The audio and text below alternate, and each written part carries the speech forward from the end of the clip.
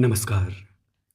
હું રજનીકાંત રાવલ આપની સમક્ષ પ્રસ્તુત કરું છું ભાવનગર સ્થિત આપણા જાણીતા કવયિત્રી અને લેખિકા સુશ્રી કિરણબેન પુરોહિત ઉપનામ કૃતિ દ્વારા રચવામાં આવેલી એક સુંદર બાળવાર્તા.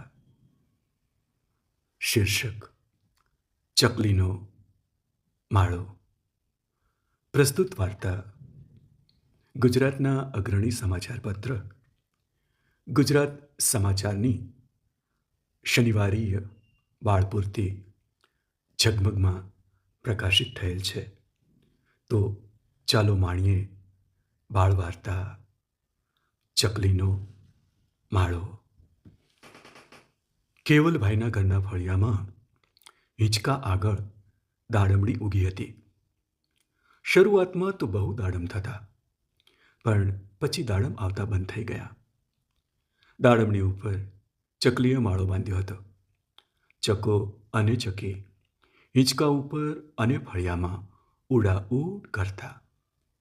કેવલભાઈના 5 વર્ષના દીકરા પિન્ટુને ચકાચકી સાથે બહુ મજા આવતી. પિન્ટુ દાદી સાથે ચકાચકીને ચણ નાખતો. દાદીમાએ હિંચકા આગળ પાણીનું નાનું કુંડું મૂક્યું, જેથી બધા પક્ષીઓ પાણી પીવા આવી શકે. થોડા દિવસ પછી માળામાં ઈંડા મૂક્યા હશે, એટલે ઈંડામાંથી નાના 3 બચ્ચા આવ્યા.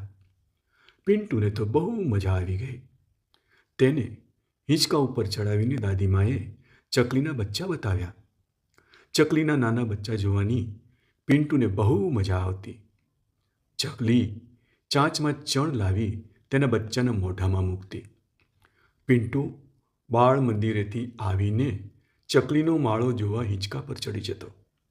સાંજે દાદીમાં પિન્ટુને ચકા અને ચકલીની વાર્તા કહેતા.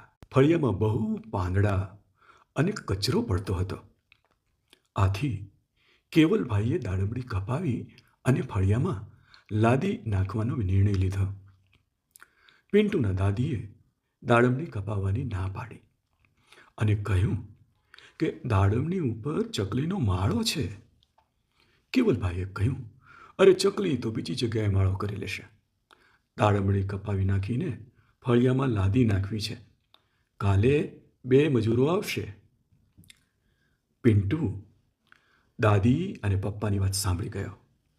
તેણે પણ પપ્પાને કહ્યું કે ચકલીના બચ્ચા બહુ ગમે છે.